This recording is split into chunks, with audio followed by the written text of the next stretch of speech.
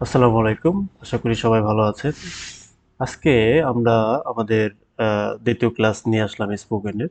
আশা করি আপনারা গত ক্লাসটা বেশ ভালোভাবে উপভোগ করেছেন এবং আশা করি বাসায় চর্চা করেছেন। একটা বিষয় হচ্ছে যে আমরা রুলসগুলো শিখছি, এগুলো বাসায় আপনি যতক্ষণ পর্যন্ত চর্চা না করবেন ততক্ষণ পর্যন্ত এ বিষয়ে আপনার ভালো দখল হবে না এবং আপনারা আপনাদের স্পিকিংও এটা ব্যবহার করতে পারবেন না। এটা প্রতিনিয়ত চর্চা করতে হবে এবং ইংরেজিতে কথা বলার সময় এটা ব্যবহার করতে হবে। তো যাই হোক, আমরা গত প্রথম ক্লাসে আমরা পড়েছিলাম যে তে হয়, মানে প্রতিটা ক্রিয়ার শেষে যখন আহ, তে হয় উচ্চারিত হবে তখন আমরা এই নিয়মটা ব্যবহার করতে বলেছিলাম। নিয়মটা হচ্ছে এরকম যে subject plus am is are plus to plus ভার্বের প্রেজেন্ট ফর্ম প্লাস অবজেক্ট। যেমন এখানে আমি বেশ কিছু এক্সাম্পল বলেছিলাম যে I am to learn English, যেমন আমাকে ইংরেজি শিখতে হয়। He is to play cricket, তাকে ক্রিকেট খেলতে হয়। তো এই ধরনের এগুলো আশা করি আপনার বাসায় আরও চর্চা করবেন। আর আপনাদের যদি ক্লাস ওয়াইজ যদি শিট প্রয়োজন হয় তাহলে সেই ক্ষেত্রে আপনারা কমেন্ট বক্সে জানাবেন। আমরা চেষ্টা করব আপনাদেরকে এই শিটগুলো বিতরণ করার জন্য। তো আজকে আমরা আর কথা না বাড়িয়ে সরাসরি দ্বিতীয় ক্লাসে চলে যাই। আজকে দ্বিতীয় ক্লাসটা আমাদের সাজানো হয়েছে যে তে হবে। তো আমরা গত ক্লাসে শিখেছিলাম তে হয়, যেমন আমাকে ইংরেজি শিখতে হয়। যেমন ঠিক আজকে হচ্ছে যে আমাদের হবে যে আমাদের শিখতে হবে। হ্যাঁ, এখানে আহ, আহ, একটু ভুল টাইপ করা এই হয়নি, এটা আমরা পরবর্তী ঠিক করে দিব। তো দেখেন এখানে বলা হচ্ছে যে তে হবে, কর্তাকে কোনো কাজ করতে হবে। হ্যাঁ, সেই ক্ষেত্রে হচ্ছে সাবজেক্ট প্লাস হ্যাভ বা হ্যাজ, তারপর হচ্ছে টু প্লাস ভার্বের প্রেজেন্ট ফর্ম প্লাস অবজেক্ট। তো এই ধরনের বাক্যে যেমন হচ্ছে I have to learn English, আমাকে ইংরেজি শিখতে হবে। যেমন তাকে ক্রিকেট খেলতে হবে, তাহলে কি দিতে হবে? He has to play cricket. যদি বলি তোমাকে দৌড়াতে হবে তাহলে কি হবে? ইউ হ্যাভ টু রান, তোমাকে দৌড়াতে হবে বা আপনাকে দৌড়াতে হবে। যদি বলি যে Rafi has to work hard, মানে হচ্ছে রাফিকে কি কঠোর পরিশ্রম করতে হবে, কঠিন কাজ করতে হবে। তো তে হবে, যেমন এরকম এখানে দেখেন আরো বেশ কিছু এক্সাম্পল আনা হয়েছে, যেমন আই হ্যাভ টু গো নাও, আমাকে এখন যেতে হবে। আমরা কিন্তু প্রায়শই এই ধরনের কথা আমাদের দৈনন্দিন কথাবার্তা এগুলো বলে থাকি। সো এগুলোর চর্চার বিকল্প নেই। আপনারা নিয়ম জেনে শুধুমাত্র খাতায় লিপিবদ্ধ করলে হবে না, পাশাপাশি চর্চা করতে হবে। তারপর দেখেন বলা হয়েছে যে we have to study for the exam, আমাদের কি করতে হবে? উই হ্যাভ টু মানে আমাদের তে হবে স্টাডি, হ্যাঁ, পড়াশোনা করতে হবে। ফর দ্য এক্সাম, পরীক্ষার জন্য আমাদের কি কি করতে হবে? পড়াশোনা করতে হবে। তারপর হচ্ছে you have to sign here, তোমাকে এখানে স্বাক্ষর করতে হবে বা আপনাকে এখানে স্বাক্ষর করতে হবে। তারপর বলা হয়েছে দেখেন দে হ্যাভ টু রিচ, তাদেরকে কি করতে হবে? পৌঁছাতে হবে। অন টাইম মানে যথাসময়ে, তাদেরকে যথাসময়ে এখানে কি করতে হবে? পৌঁছাতে হবে। আচ্ছা, তার মানে হচ্ছে তে হবে দিয়ে যত ধরনের বাক্য হবে তা আমরা এইভাবে, যেমন আমাকে ভাত খেতে হবে যদি বলি, তাহলে কি করবেন? যে তাহলে I have two eat rice, আমাকে ভাত খেতে হবে। যদি আমাকে এখন আমি যদি বলি আমাকে এখন ঘুমাতে হবে, তাহলে কি হবে? আই হ্যাভ টু স্লিপ, আমাকে ঘুমাতে হবে। দেখেন এখন আমি যে সময় ভিডিওটা করছি এখন প্রায় রাত 11টা বাজে। তো আমি যদি বলি যে আহ, যেহেতু রাত 11টা বাজে তাহলে আমাকে এখন ঘুমাতে হবে, যেটা বললাম। যদি বলি এখন আমাকে খাওয়া দাওয়া শেষ করতে হবে, তাহলে কি I have to finish my dinner, হ্যাঁ, আমাকে আহ, আহ, খাবার শেষ করতে হবে। তাহলে এই ধরনের তে হবে যত বাক্য হবে, তো সেই ধরনের প্রত্যেকটা বাক্যের ক্ষেত্রে আমাদের কি হ্যাভ অথবা হ্যাজ টু ব্যবহার করতে হবে। আমরা তো জানি যে এই হ্যাজটা হচ্ছে কি থার্ড পারসন সিঙ্গুলার নাম্বারের ক্ষেত্রে হ্যাজ হবে, আর বাকি অন্যান্য ক্ষেত্রে আমরা কি ব্যবহার করব? যেমন আই হ্যাভ টু, আমাকে তে হবে। হি হ্যাজ টু, তাকে তে হবে। হ্যাঁ, তারপরে ইউর পরে হ্যাভ টু হবে। রাফি একটা ব্যক্তির নাম, তাই থার্ড পারসন এখানে সেই ক্ষেত্রে হ্যাজ হবে। তো এখানে দেখেন আই হ্যাভ টু গো নাও, আমরা আরেকটু একটু রিভাইজ করি। আই হ্যাভ টু গো নাও, আমাকে যেতে হবে। পার্থক্যটা হচ্ছে কি আগের ক্লাস ওয়ানের পার্থক্য ছিল যেতে হয়, আমাকে যেতে হয়, আমাকে ইংরেজি শিখতে হয়। আমাকে ইংরেজি তাহলে তে হয় হচ্ছে am to is to are to দিয়ে। হ্যাঁ, আমরা একটু দেখে নিই যে am to is to are to দিয়ে, যেমন I am to speak in English, আমাকে ইংরেজিতে কথা বলতে হয়। তখন আপনি তাকে বলবেন তোমাকে তোমাকে ইংরেজি শিখতে হবে।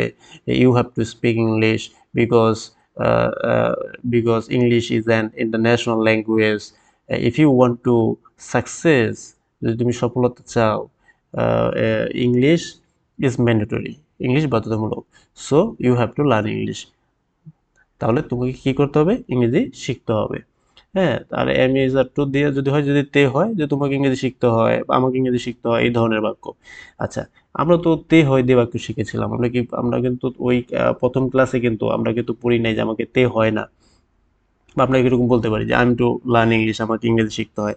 এখন আপনি আরেকজনকে তোমাকে ইংরেজি শিখতে হয়, তোমাকে কি সকালে দৌড়াতে হয়, তোমাকে কি পড়া শিখতে হয়, তোমাকে কি ঘুমাতে হয়?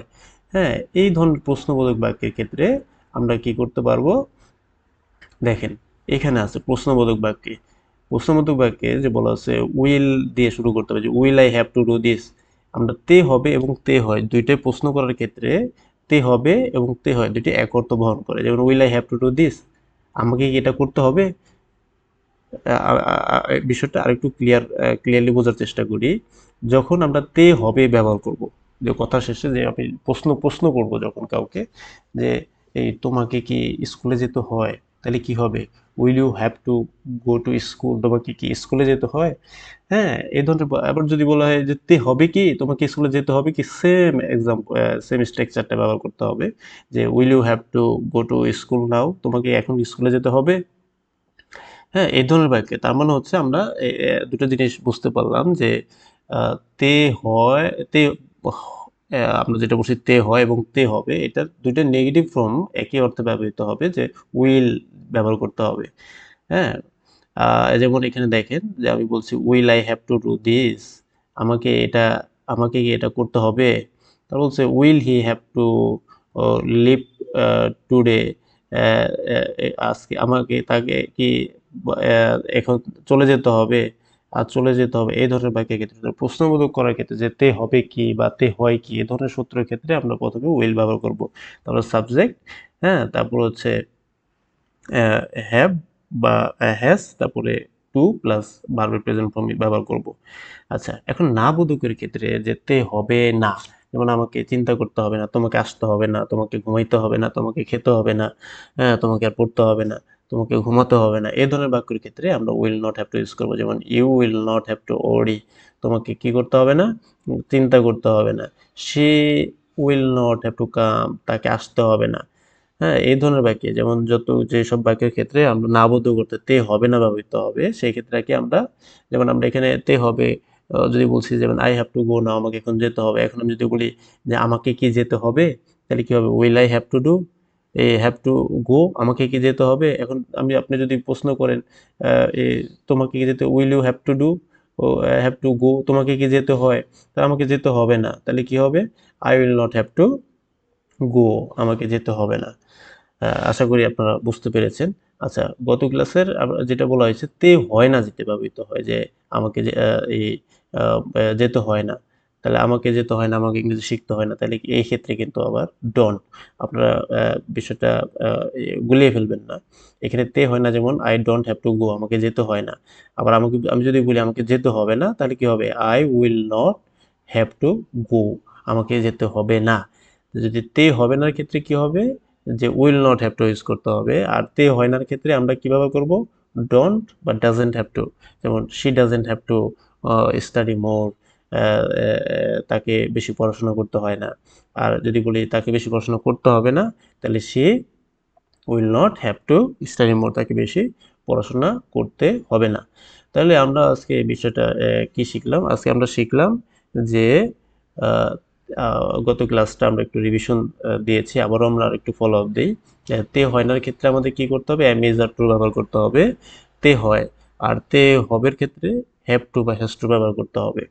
পাশাপাশি যদি আমরা নেগেটিভ অর্থ যে তে হয় না, তাহলে কি করতে হবে? তে হয় নার ক্ষেত্রে আমরা তে হয় নার ক্ষেত্রে আমাদের ব্যবহার করতে হবে ডোন্ট। যেমন I don't have to run, আমাকে দৌড়াইতে হয় না। আর যদি বলি তে হবে না, তাহলে কি হবে? উইল নট ব্যবহার করতে হবে, তাহলে you will not have to worry, তোমাকে চিন্তা করতে হবে না। She will not have to come, তাকে আসতে হবে না।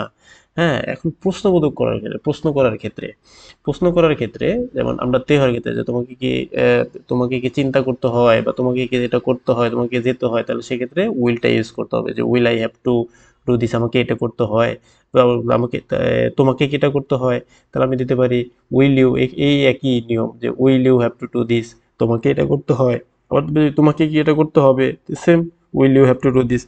মানে উইল যখন এই তে হয় বা তে হবের ক্ষেত্রে যখন প্রশ্নবোধক ইউজ করব, তাদের স্ট্রাকচার একই হবে, শুধু অর্থগতটা জায়গা বিশেষে ভিন্ন হবে। তো আশা করি আপনারা বুঝতে পেরেছেন। আর এটার জন্য আমার মনে হয় আপনাদের বাসায় আরেকটু চর্চা করা উচিত। আচ্ছা, এখানে আরেকটু গুরুত্বপূর্ণ বিষয় বলি, যেহেতু প্রথমবারের মতো আমি ক্যামেরার সামনে অন রেকর্ডে কথা বলছি, তো ইতোপূর্বে এই ধরনের আমার অভিজ্ঞতা না থাকার কারণে আমার কথা বলার সময় বিভিন্ন জায়গায় আমি মানে অভিজ্ঞতা না থাকার কারণে এড়িয়ে যাচ্ছি। যে আমার যেহেতু স্টুডেন্টের সামনে আমি পড়িয়েছি, তাদেরকে এগুলো শিখিয়েছি, সেই সময় কিন্তু এই ধরনের সমস্যাগুলো হয়নি, যেহেতু প্রথমবারের মতো ক্যামেরা প্লাস পাশাপাশি অন রেকর্ড হচ্ছে। তো সেই জন্য একটু নার্ভাস ফিল হচ্ছে, কারণ যেহেতু আমার এটা আগে অভিজ্ঞতা নেই। তবে আশা করি খুব দ্রুতই আমি I will cope with the situation, খুব দ্রুতই আমি এই অবস্থার সাথে নিজেকে মানিয়ে নিব। তো আশা করি দোয়া করবেন আপনারা, যেমন আমি আরও যেন ভালোভাবে আপনাদেরকে ভালো গাইডলাইন দিয়ে খুব আহ, আপনাদেরকে খুব দ্রুততম সময়ে আপনারা যে আশা নিয়ে এই ভিডিওগুলো দেখছেন, খুব দ্রুতই যেটা সেই আশা আপনাদেরকে আমি আশার দ্বারপ্রান্তে নিয়ে যেতে পারি। সে কামনায় আজকে এই ভিডিও শেষ করছি। আশা করি ভালো থাকবেন। আর আপনাদের যদি কারো পিডিএফ প্রয়োজন হয় অবশ্যই কমেন্টে জানাবেন। আমি আপনাদেরকে আপনাদের রেসপন্স অনুযায়ী আমি প্রয়োজন মতো আমাদের শিটগুলো আমি আপনাদেরকে দিয়ে দিব। আর আহ, কোথাও সমস্যা হয় তাহলে অবশ্যই আমাকে কমেন্টে জানাবেন। আমি সাথে সাথে আপনাদেরকে রিপ্লাই দেওয়ার চেষ্টা করব। ধন্যবাদ সবাইকে, আশা করি ভালো থাকবেন। আর আমাদের চ্যানেল সাবস্ক্রাইব করে আমাদের পাশেই থাকবেন। ধন্যবাদ সবাইকে। আসসালামু আলাইকুম।